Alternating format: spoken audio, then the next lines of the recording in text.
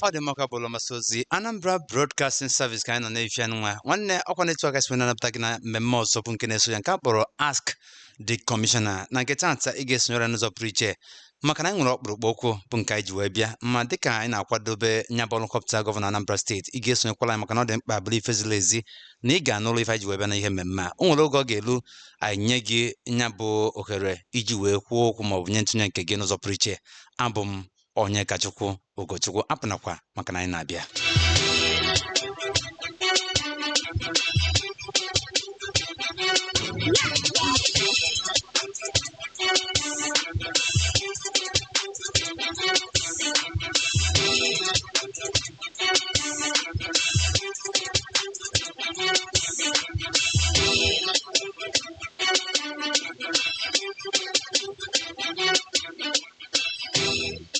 A warm afternoon to you there, listener. Welcome to the program Ask the Commissioner. My name is Sandra Abba.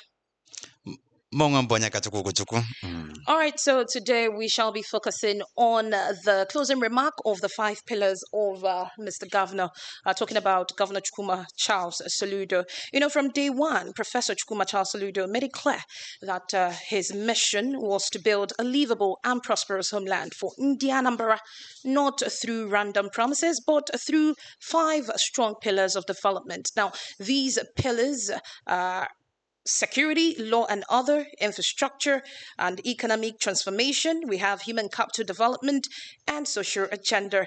We also have environment and urban regeneration. And these are the things that make up the 5 pillars of Mr. Governor. So today we shall be given a closing remark pertaining to this. And as usual, we have a guest. The man who can be able to get work on my book on you can be him, but High Chief Doctor Law before on young commissioner Nafumaka Ozina Anambra State. I want to say no, Nihemema, Bunko Bugiwanwe.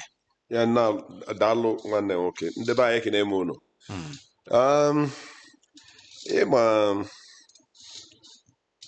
For 3, 4, 5 weeks now. I na paleta nkata. Oh yes. Na ife basalo the 5 pillars of the Soludo administration. And one Sandra apogo the 5 pillars. Oh yes. Beginning with security, law and order, followed by infrastructure and economic transformation, governance and social agenda. You also have environment and urban regeneration. And if you have read the Soludo solution, a people's manifesto, which was the manifesto the governor used to canvass for votes in 2021, you will see that Professor Chukwuma Soludo, CFR, Oluwatu egwu okunyela ife ọ bụ ya bụ ekwueme nye omeluko okwu o nwere ife niile o de na that people's manifesto o karobe etinye ezigbo aka onwe nke mesịrị ọ na-ema na anyị emesi nwe in 4 years and then we a few of them. All his promises have been kept, either in full or partly, because it will take longer time to complete the one that is ongoing, but there is none that is abandoned. And to also put the issue more squarely, Soludo has gone beyond his manifesto to do a number of projects, programs, and policies he never promised. An architect says a building plan. The builder by na site. We find enough. Where you warrant na ya modify if I were me. or even Soludo me patana no tinye by a number of things. He had a free education. He didn't promise free education in his People's Manifesto. Okay. He did not also promise free antenatal, free delivery, free drugs to pregnant women in Anambra. And a number of other things, or add, called Banyegololo. And in summary, Imanoya Pataji was in a topic guy today, Governor Soludo's achievements across the 5 pillars. Closing remarks. Why is it? Why are we talking about closing remarks? 2 reasons. One is that we have dwelt on this all-important subject matter for a long 3 to time. 5 weeks And now. number 2, campaigns for the governorship election that will happen in the next 48 hours will end today, midnight. So I have said that, and when you ask specific questions, and also after welcoming All right. our guest, then we take it from there. I am happy also. Okay. Okay. So you're welcome. We've been joined by the managing director of the Civic and Social Reformation Office, talking about Sachuka Nabife. Glad to have you, sir. Dalorin, thank you very much. Yeah, right. no, one else. You're welcome, Mr. sir. Commissioner. No, sir. Good afternoon. Yeah. Okay, so Mr. Commissioner, at this point, we're as a guest. So we're throwing our first question at you, Sir Nabife. Let's start from the big picture. Let's get your own perspective on the governor's 5 pillars. It has actually shaped every part of his administration. So tell us, from your point of view, how would you describe the journey so far? The journey so far had been, if somebody who is engaged in teaching or had been engaged in teaching use the expression excellent, it is a little bit lavish. But I don't think it had been less than excellent, which is why you don't deny a first-class student his first-classship. The journey had been marvelous, had been one that, when I look back at when it started, I tell myself that there are reasons for people like us who believe in this mission to believe in it. And when Mr. Governor emerged in 2022, March 2022, I remember that I so foresaw he's doing well that I wrote a book. However, I have been proved even wrong, because the areas that I was expecting it to be outstanding has been overcome by, like Mr. Commissioner has just said, there are some things that are not originally in the template, but now he has so done them that the way he did it, people are thinking that those were even the main benchmark. For example, go to the healthcare sector. It's not for nothing that Mr. Governor and Anambra State received the honor of the best state in primary healthcare. Because when you go there, look at the facilities there, look at the personnel, quality of personnel there, look at the kind of services, look at the trauma center, look at our tertiary, our general hospitals are turned into more like a tertiary hospital, tertiary healthcare giving centers, because you have specialist treatments that are not there. Look at our schools. He started with our academics. Everybody knew that this is a teacher. But he started with teachers. But look at facilities. Look at what is happening, upgrading of schools across the 179 communities. Now you go to law and order, which is one of the things some people were thinking that were expressionism about his administration. They were saying, how is he going to do it? Let me start with ABS here. Just in front of the ministry of ABS in Okage, you see the kind of all those vehicles that you see that are put in 2 compartments of parks for shuttles, for keke, used to be all crowded in that same circle, small circle, called Aroma flyover. Look at the traffic light. You move there, whether you're a commuter, a driver, or a passerby or a tourist, you pass through with ease. But it wasn't like that before. Go straight to Unizik, go to markets. The order in that, people will tell you about collecting collecting IGR and paying tax and others, and they think they will, when they point at it, it will be a negative point. No, when you go there, you see the order in payment, the order in activities within the market, the order in activities that people do, even in that collection. Then you come to the area that is mine, that is directly related to my office, which is the social, civic and social reformation of the society. It is one area that every day when you tell people about why there should be law and order, why people should be reoriented beyond this fad of quick money, the fad of okite, the fad of easy virtue and all the rest. And people begin to relate with it because you see it from the comments and the conducts of the government, of the governor.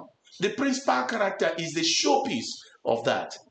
Where else? Is it infrastructure? That is where we have scored A+ in this government. If there is A++, this government is super when it comes to infrastructure. And this infrastructure, what everybody who, without bias, is assessing will note is that when you go, you look at the infrastructure, these are roads that go to communities where people need them. Markets, market women, farmers, they use the road. When you see flyover, it's flyover that is bring the ease of doing business and make the state an easy commute for everybody. Passers by go about their business. You know, Anambra now has a ring road. Without somebody imagining it, if you are entering Anambra from the point of Onitsha, you go straight. If you're going to Imo, you go straight through Owerri. If you are entering from the point of Umunze, you go straight, or from Oga, you go straight and move. You drive straight to, if you're going to Onitsha, straight without obstructing traffic. If you're coming from the point of Amansi, you drive straight through Amode and you go straight through dual carriageways, and there is. Now, if you are crisscrossing Anambra, you're going from Uga through Ufuma, or from Umunze through Ufuma, and you want to go to Enugu State, and you don't want to take the express, you move straight, use Amansi, go towards Obao family, and you get to Ugben. Okay. What else? A lot of things to talk about. Ọ dị mma, achọrọ m isi n'aka wee aka etu a wee bịa because dịka isi nwe na-akọwa ị na-ekwu okwu maka the 5 pillars. Achọrọ m ka m mara what major achievements ka ị nwee ike nkọwa nwu capture the spirit of this 5 pillars anyị na-ekwu okwu ya. The major achievement of this present administration capture the spirit of these 5 pillars. Yes, sir.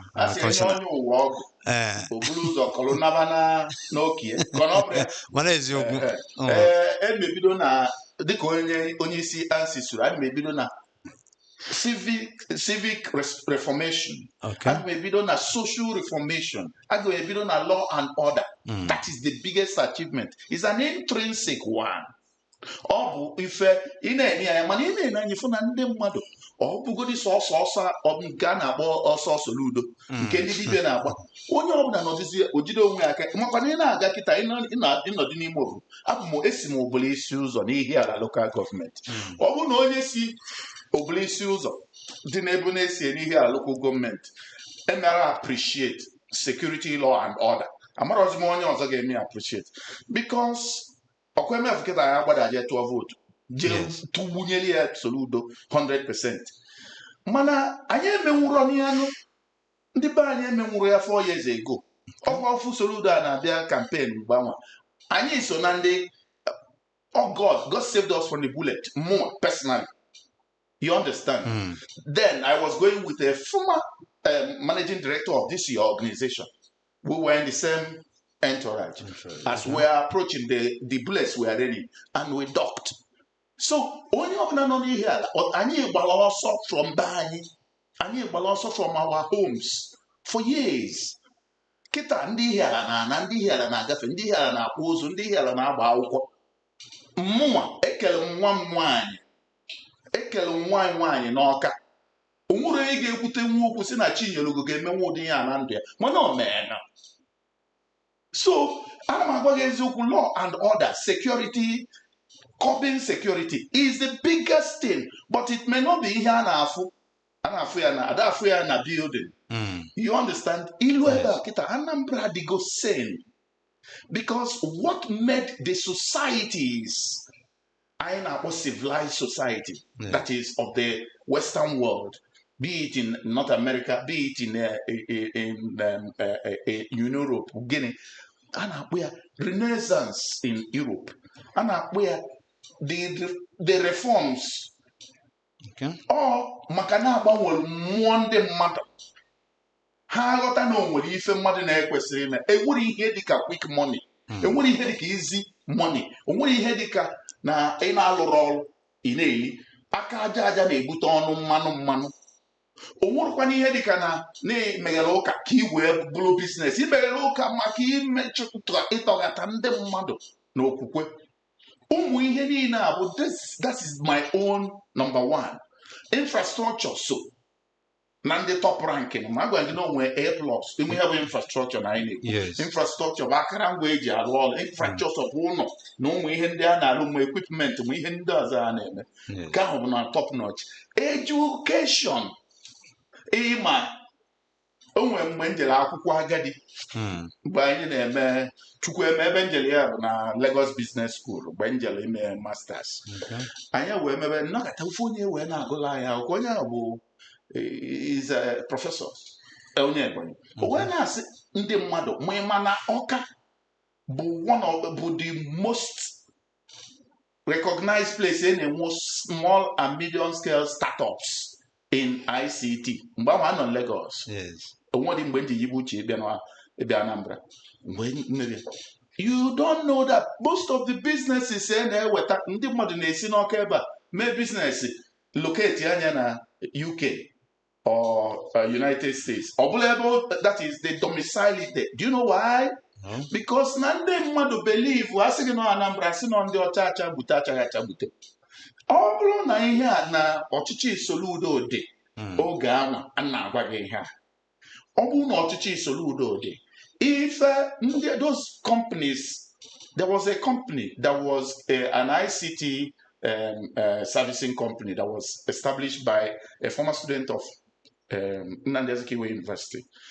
Google, at the first instance, came and offered $5 million. Oju. They moved it to 8. Oju. Owemecha move to Israel. See Israel, well, let's see a sister company to Google at $15 million. The young man, Nokita, is the company, was the American company, Kana, where money had to do Noka. Money for the women here, Kale, we are on the Anambra. These are economy boosts. Oh, yeah, and I'm working like healthcare. Healthcare in such a strong form. Do you know the meaning of a trauma center? A trauma center beats in intensive care, ICU. What a trauma center actually does in healthcare is that it solves both the psychological, the mental, and then the physical health challenge before and never address your system. Anambra would the go-to center for oxygen supply in the entire southern region.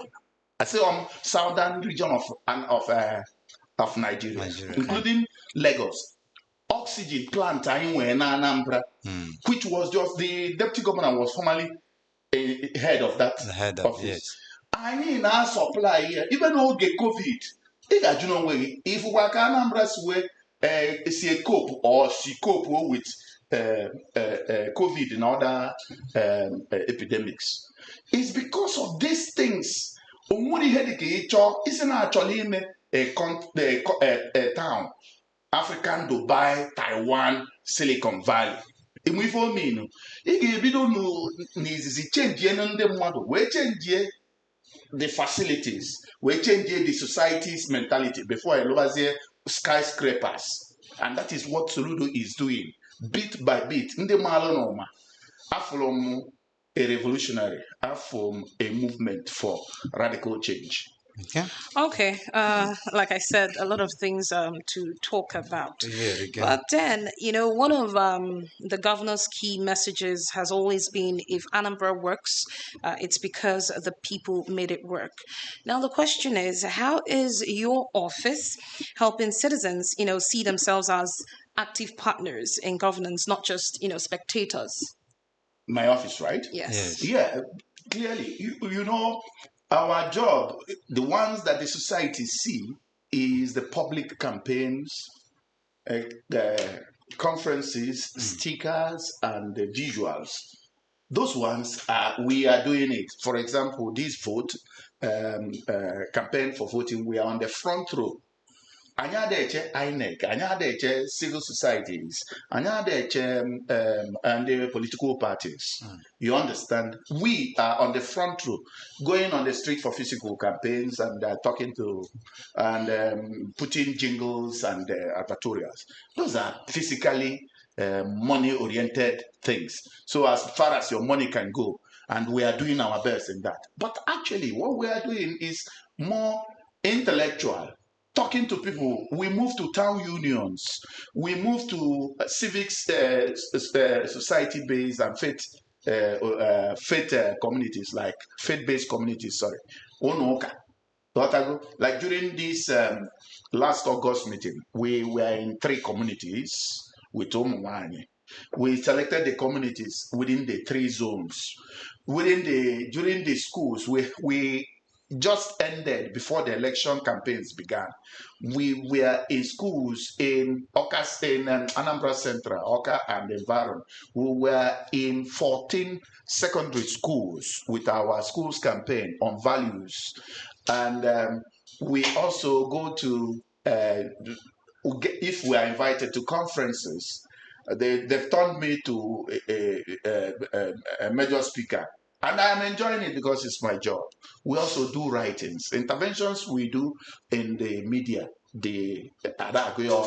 Almost every week, you will either read us or hear from us. That's the much we are doing. We are currently working. We have a play, and we have 2 books that will come up very soon, subject to the release from the press.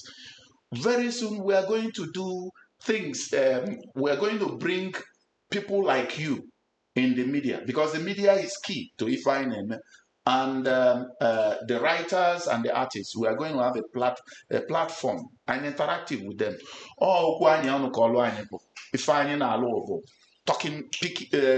Touching the minds, talking to people, and interacting to them, because we start from the mind of people, and we deliberately start with children. Catch the young with the main thing. I have mentioned that family is key. Our main direction is also to keep our people to understand that if you may be in a family society, maybe go.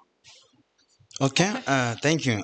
Ọ bụ na ị na-anya ifu na almost ụlọ nlekọta ahụike 130 abụrụgo nke edezili edezi, ebe ndị nne na-atụ anya ọmụmụ bụ ndị nke na-enjoykwa pre-antenatal care na ime steeti a. Nwee sị na mbọ ndị a niile bụ iji kwalite especially ndị nke nọ na ime obodo nakwasị ndị ọzọ. Mana ajụjụ na-ajụ bụ, I'm looking at the sustainability in a long term. Kedu ka a ga-esi wefu na all these things na sustainably iji wefu na ọ na-aga n'iru in terms of health sector a na-ekwu okwu na n'anya nwanne m n'anya a na-esi Soyinka nwere poem. In fact, it's an essay. Yes. You must set forth at dawn. Ndị Igbo anyị si na-ejiri ụtụtụ ama njọ afịa, mana na-esi n'okwu nwatakịrị ma ọ dara ngwọrọ. Okay. ama m na-aghọta Yes. ọ ndị Igbo kwuru ya n'ime ka onye si wee bido ị nwere ike inenwu anya ndị oyibo na-akpọ ya foresee ka ọ ga-esi gbata anya bụ ọsọ nyara ka ọ ga-esi jedebe barring hiccups gente ine ka Soludo si ebido ụmụ atụmatụ ya ndị a ịmalụ na-echeli eche Mr. Governor na-asị gị that his ideas are thought through, well thought through. Sị gị na ya dị intentional about what he's doing. Don't joke with those two words. Thought through and intentional. When somebody says that he's intentional, man, o cheli eche ni enyi ime. Na health sector, just like education sector, he started with the people who work, with the quality of personnel. That is ụdị ndị na-alụ ọrụ ebe a eburugodo ụzọ metụ aka na ndị ahụ ga-ementenu ma ọ bụrụ etinye equipment ndị ahụ ga-ementenu standard ọ bụrụ na-agbabu aka ekpe before ndị ahụ ga-agbazi ya n'ụzọ aka nri ọkwa ya etu ahụ o si wee bido o si na ya wee baa n'ịlụ structures and facilities and equipment and na ka onye isi si gọvanọ si employ ọ dịghị gị ma ị bụ onye Anambra ma ọ na ịbụrụ nọ ebe ahụ enwe the best that Anambra can afford etinye ofu ya ka ọ na-emekwa na ICT sector with a solution innovative district ebe a na-eme ndị niile anya na-amụ ihe nka na ụzụ mana ọ bụrụzi ịma maka ihe nka na ụzụ maka ụzụ na nka ka eji wee mara Igbo ịma na a na-ekwu okwu ọka na ụzụ na-ekwu okwu agụrụ na ụzụ o doro gị anya na onye one of the earliest writers, black writers bụ onye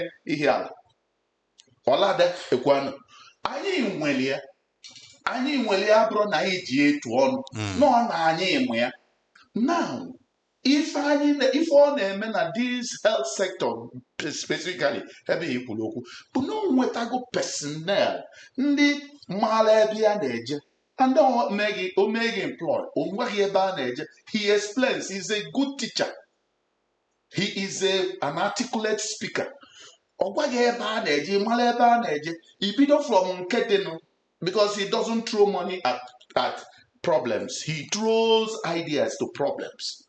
Isi n'ebe ahụ isi na small gbagota na mgbago ebe a so by the time it is culminating to the ripening of thing onye ọbụla eso ogo buy into it iche na maka gịnị ka eji wee si na ụmụ nwaanyị dị ime na Anambra ama na-akwụ ụgwọ for antenatal and postnatal iche na maka gịnị ka eji enye ụmụ nwaanyị a healthy enye ha care to get ndị Anambra healthy children and get them to be ọkwanụ ndị a patronize the health system. If they get well treated mgbe ha need it, they will bring people into it. They are the testimonials. Okay. So maintaining the facility, first maintain the man, and the man will maintain the facility. And as long as we have consistent dream, onye dịka ga-eji si onye ọbụla na-achọrọ ihe abụrụ campaign ka ịbịa. Yes. Mana onye dịka m ji asị onye ọbụla na-amara ife ya malụ na ya ga-atụnyere Soludo ka atụmatụ solution a continue ka asomya n'English Igbo ka atụmatụ solution a gaa n'iru ndozi ya ka ọ na-aga n'iru at least ọ gagidelu ebe ọ ga-ejedebe ya etinye onye ghọtakwala ebe ọ na-eje anya na-aga n'iru. A na-akpụ obodo akpụ and the Soludo na-akpụ Anambra n'ụzọ dị mma. Okay. Another question, because we're trying to touch every sector, because it's like we said, it's a closing remark pertaining to the 5 pillars. But then the question, Anambra State, I'll take us back to what transpired or what happened last week. Anambra State recently emerged first in physical transparency according to budget. Now, if you ask me, that's a big win, for accountability and open governance. Now, my question is, what specific steps or reforms, made this possible, and how is the government ensuring that this transparency translates into real trust and, of course, participation from the people? let me get it straight. Thank God you've heard me. When in replying to the last question, I referred to the fact that Soludo does not throw money into problems. Yeah. He believes in you are growing from where point one to point B. We call it a natural growth system. We call it biological, evolving, not just emerging. And that is exactly what made our budget prudent, budget implementation prudent. And anybody who works in the system can tell you about the solution government. You don't throw money around. The fact that something is budgeted before you even assess it, that is the fiscal diligence, you must convince that you are implementing, and you will implement and report. So the fiscal excellence that Anambra has been adjudged to is just a symptom of the many things that are happening. And mind you, budget is the first in democratic government, because how you estimate, how you appropriate, and how you implement the budget, that budgetary discipline is what makes governance. And how the third end of your question is, how is that going to encourage growth in the system? That's exactly. Once you know that any kobo given to you should be accounted for, and you should do it to do what you do. He has that slogan of doing more with less. Yes. That he emphasizes it. And what you can do now, begin to do it. Don't wait until when the whole appropriation is delivered onto your laps. So those are the things that we have done, and he has ensured that we did, that makes the fiscal excellence possible. And with that fiscal excellence, people are now keying into the dream of the solution government, and they are sure that if they continue, the state will continue to go better. But if you go in a place where people are ambivalent with money, very lackadaisical and nonchalant with how they appropriate, how they estimate, how they disburse, you can't get growth, because what is not measurable is not really achievable, because you can't explain the achievement. Okay.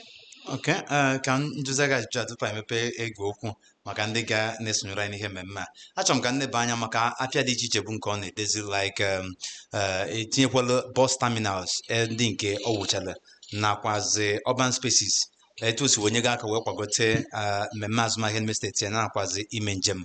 Mgbe na-asị kedu ife ị nwere ike ikwu n'akụkụ nke ahụ, maka bikọsi n'anya ịfụ na ọ nwegolu apịa dị iche iche o dezili, and ọ bụ na ịfocus wee na-eso ndozibu nke a na-edozi n'afịa, ịfụ na ọ na-eme ka that places a na-anọ wee na-azụ afịa wee chawapụ. So wee na-achọ ịma ife ntụnye bụ nke inwe ike nkwu banyere this initiative in terms of that 5 pillars. The governor, both in his manifesto and his pillars, understood that people of Anambra, not just that they are enterprising people, they engage in merchandising. I hope you understand. Yes. And these markets in Anambra, I want you to know one thing about it. I can't scan any book, and they are under the solution. Actually, n'ụlọ ọbụla ndị Igbo na-alụ ụlọ ya na-enwe ụzọ nwee ntapu. Ọkwema? Yes. Na-enwe ewi, ọbụna dị ewi na-atụ ọnụ nwụrụ ọnụ, nwụọ mpio. Opu. Ọkwema? Yes. Ndị niile anyị na-ekwu enwere ndị dị na ebe niile afịa niile adị. Fadịrọ n'ọnụ esi aba, fadị na mpio. Isi ụga na-abịa maọbụ ụmụnze na-abata Anambra, ijekwulu ekwulu ọbịa. Isi Enugu ugwu ọba na-abata Anambra, ijekwulu Ọka. Isi Asaba na-abata Anambra, ijekwulu Ọnịcha. Sọsọ afịa Nnewi bụ nke dị n'etiti, to an extent. You understand? Ihe ahụ access Anambra ahụ, and then na-edozi ụzọ, kwefuru ụzọ a na-alụ. esi ekwulọbịa pụta agụlụ si agụlụ ruo Nnewi si Nnewi pịa Ọkịja onye bịa afịa ọ bụrụ Niger Delta ka o si wee bịa o si agafechara banye Ọkịja Junction o jee Nnewi golo ife ọ na-agụ pụọ ọ bụrụ na Delta ka o si ọ batara cross River Niger Bridge kwefu ka esi edozisi ma okpoko ma ọgbaru ma ihe ndị niile adị n'ọnụ ụzọ ọ batara ọ banye Ọnịcha ọzọ n'afịa ọ pụọ kwefu maka Ọka bụ capital mana ọ bụrụ sọsọ maka na ọ bụ capital. You understand? If look esi wee bụrụ Governor's Lodge na ụmụ ife gọọmenti bupụ ya n'akụkụ ga-eme onye si ọ dịka Igwe Ọba bata olueke Ọka o mee ife ọ na-eme ọ pụọ easily. Ease of doing business, then the environment of business ihe a na-alụ n'afịa ndị a enwesịa ọda fencing na etu esi ya barricade ya ma ebe a na-enwe conveniences enwe ndị na-achị afịa mara ife ọchịchị bụ before ihe na-eme n'afịa bụ onye isi ndị ọga mana onye bụ onye isi ndị ọga nwere ike bụrụ na ọ kpatara ego ma ọ na oburu ụzọ nọdị n'afịa mana o nwere ike ọ mara ife gbasara ọchịchị na ọchịchị ndị afịa kịta a na-emeli ya ma kampen anyị amarụnụ ndị bụ ndị ma ka esi ahazi amami na-aghọta so ịbịa na onwe nsogbu ọbụgodị eto m n'Enugu and our main standpoint bụ Ọgbete oge ahụ ilu Ọgbete ị na-ekiri ndị were nke a iri ebe gị were nke a ego eme ego ịnọdụ ebe a na-enye ya amaghị aka n'akpa ego ma ọ ma ị nyere gị iji jee ego tagarị maọbụ iji jee mata bins amachalụ gị ya mgbe anyị na-ajụzi onye ọbụla ka ezi ibegide akwa na ya ọ dasị echi pụtakwa efu ndị na-eme trial ọkụ ma ndị majik idikwe gị ndị aka akpa ma gị nkịta ime nya n'afịa ijekwuru ndị isi ndị afịa nwa maka ị ga-esi nyere gị aka because somebody is seeing it as his territory of influence. N'ime afịa nwa ka enwere ndị ma na-akpọfa ndị aka odo ma na-akpọfefa ncha amaka sasa n'afọ maka tọọgụ maka na onye ka m gwere okwu ndị pidgin English ọ sịghị if you do hụ you see hụ enwere you do like monkey to catch monkey no be so ọkwa ndị anwa bụchakwa ma ndị aka na-akpa ma ndị tọọgụ anwa bụchi ndị na-enyekwa aka na-achụ ndị tọọgụ a imegidere ife jekwuo ndị aka odo ọbụgodo onye ori nọ n'afịa ma ndị tọọgụ mara gị aka na-akpa ma o mehie gị ife nsogbu adị. So he brought order in those and management and leadership in the market so that thing he recognizes that na anyị abụ ndị Anambra na ihe anyị na-alụ bụ n'afịa ka ọ dị shọpụ anyị bụ awa headquarter na that place onye ọbụla nọ n'ime na-azụ afịa ọfụma bịagolo afịa ọfụma ịbịakwuo even for tourism purpose kwa mana enwe ndị na-abịa research n'afịa dịsị na Anambra ndị na-agba maka ndị na-emesi study maka ịgba bọyị na ụmụ ihe ndị ọzọ ha na-esicha Harvard si Oxford si MIT Massachusetts Institute of Technology bịa si afọ ha nwesịrị research ha na-eme n'afịa Anambra. So that is one thing of understanding the society and using governance to ensure that it gets better. Ịma ihe governance bụ ensuring that things are better from point 1 when you enter to point 2 when you may hand over to somebody. Do you understand? Ọ bụrụ na enwere progress ka eji anaghị achọghị m ya asịghị progressives ọ bụrụ na enwere progress ịma na no retardation ka anọ. Okay. Thank you so much, Sir Chuka Nabife. Well, dear listener, it's time for you to call us if you have questions that you want to ask or you want to be part of our conversation this afternoon on Ask the Commissioner. Go right ahead and call us on 070-6538-1320. Again, 070-6538-1320. Don't forget, we are live on our Facebook page. It's Anambra Broadcasting Service. Go to Facebook, search, follow us, like, comment, and interact with us. We'll be glad you did. Hello, good afternoon. Hello? Okay, because we can't hear you. You're on the line, but if you know what up, hello? Hello. Good afternoon. Yeah, you're welcome. Yeah, I'm Evangelist Johnson from Enugu. All right, Evangelist Dalo. Okay. I'm making the Honorable Commissioner in the studio. Thank you. Biko, I'm a young Torio, I'm a Anambra. Man, I'm making a Chukumaka, the governor of Kita. I came here last year and I saw a very tremendous change, especially in security. Security would be almost that somebody can achieve. And you know he has done well in the issue of governance. Security is the main reason for the government worldwide. And Soludo made Obale. I don't sure if no one as governor. Yeah, campaign on the JSF no committee just on as a Okay.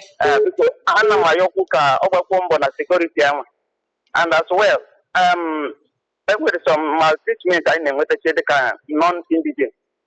So sometimes I can be security college and I can sign for some certain things. I then a man call off man. I will know if you should quicker, then they will collect some money from you. All right. So now another big problem Boma Candina call in the Guagadi how they went with the header. And they may be young mother for a no too much. And they may be nuclear, and they may be nuclear. I don't know about the culture like this, more because here like this. Actually,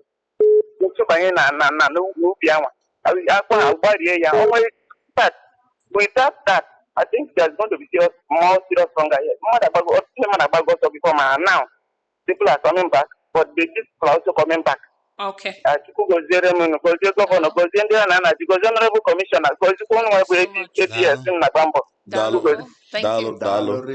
If you could mark security is noted, and security one area Soludo Ejirove Egwu at all. So Dalu. Okay. Maka farmers na Headers, right? Yes. That's what I refer to. Yes. Yeah, it's just that I want to add something to his question. Now, I'm taking the question to you. Now, how close is Anambra to becoming truly food secure? And of course, are there plans to make agriculture more attractive to young people in Anambra State? Yeah, anyway, a quiet revolution going on na the agro sector. In fact, it's the whole policy, farm to feed is farm to feed. Okay. Is a major policy of the Soludo administration. And in the farm, right? That all of us farm, even in bags, you can farm, you can do so much. Just farm to feed yourself. And if enough of us can develop that attitude, it's been on for about 2 years now. And many people are really complying. Then more importantly, the governor, when special seedlings in a dispute we go since last 2 years, palm,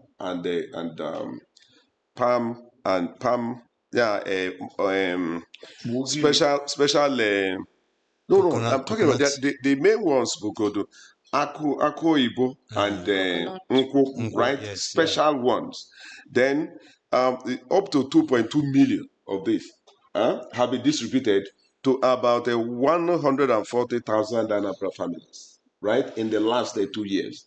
We believe that in the next 2-3 years, it will be the gestation period must have been completed, and then the special trees will begin to fruit.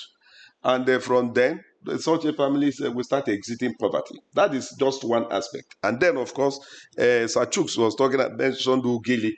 Of course, also Ugili.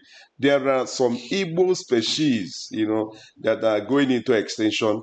Things like Oji Igbo, Akuinu, Ugili, a number of them. Fanchani, they are being brought back. Up to 400,000 of this seedlings have been distributed on the Anambra. But of course, you know that these special seedlings, they are economic trees and cannot begin to fruit in less than 2-3 years. So it will become evident by the time the fruition period comes in the next 2 to 3 years.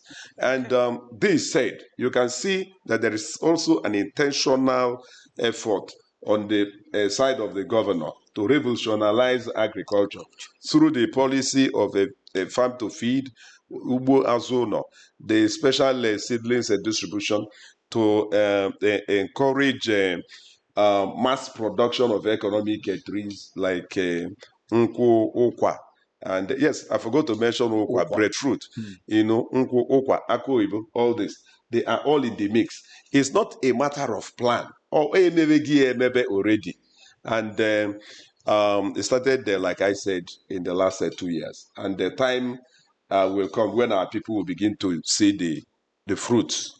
Obido metaba mkpụrụ ọkwa ya, o metaba mkpụrụ onye na-kwere ekwezi mgbe ahụ. Okay, onye batano, come on, all place around on hold. Good afternoon. Champions. Good afternoon. The guest in the studio. Good afternoon, sir. Afternoon, sir. I've been hearing your voice.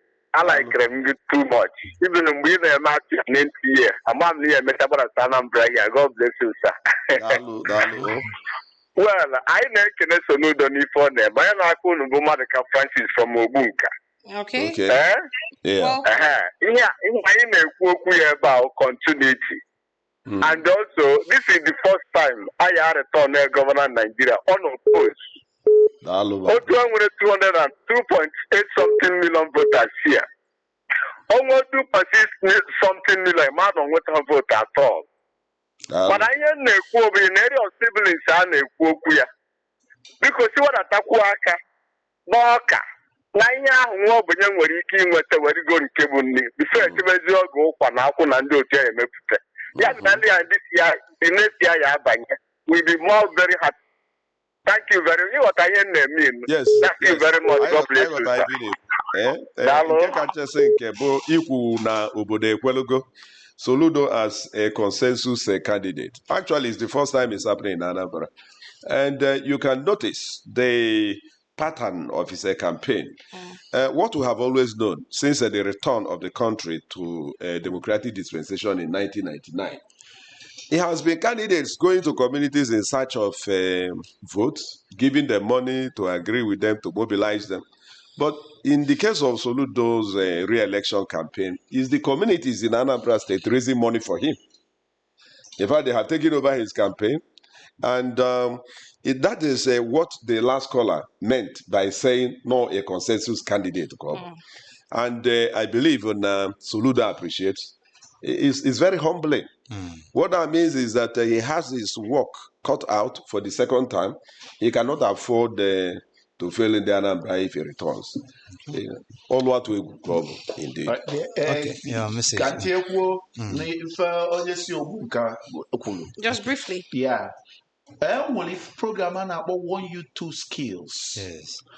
By the grace of God, there's some technical committee consulting for them. Will an upsurge in the number of young farmers trained in dairy farming, fishery, and cassava and yam and maize. Nka onye obukapu hancha de n'ime. Mana ife commissioner kwọwalụ bụ na nke fruit emesigoli adenyeli ya free ịmana ọ na-adị ha ka egoli ego. Enyeli ya this homes ọkwala afa free and onye ọbụla jee zụọ ọnya na bie. So mechie ọnụ na-agazi n'iru with ndị nke a dịka yam farming, cassava farming and maize farming. Onye na-esoro mmiri bịakwa abịazuola anyị ọfụma arụ a. Onye na-esoro n'arụ a o nwee ife kọmishọna kwuru maka farming in the bag, yam in the bag. Ya gbaa mbọ mkwuo ka esi eme because anyị chọrọ na anyị adịghị farm just only for the economic value. We are farming to feed our land and ka m gwa unu onwe ihe ndị Anambra na-aka aghọta.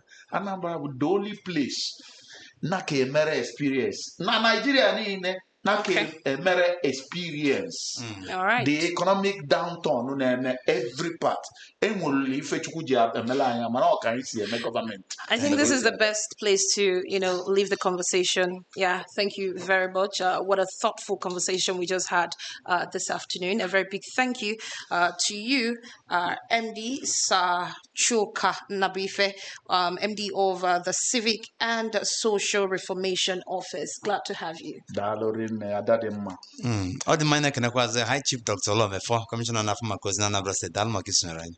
Na daalụ ndị Anambra ekenekwa m uru ọzọ. Ana m ayọ ofu nnukwu ayịyọ biko unu ekwekwana mbọchị Satọde ụda asị na Soludo ewinugo and because of it na-enwe ezi need ijebe to vote biko o winugo bụ eziokwu mana nọmba o ji win dịkwa anyị nnukwu mkpa. Onye ọbụla pụọ tụọ vootu ịtụsịa vootu anakwana ịtụsịa vootu ichere ka agụa ya agụa kpọọ ya akpọọ ịkọpịrị ya before ịnaba kwechiri ịtụsịa vootu ikwechiri ndị biko our security I keep praying for you, keep helping our security agụ na-eche mba dị operation udo ga-achị Anambra adịbagokonu mmanụ. Daalụ nọ. All right, thank you so much. We'll see you again next week, Thursday at exactly 1 o'clock. My name is Sandra Appa. Abụ manya ka Chukwu dị.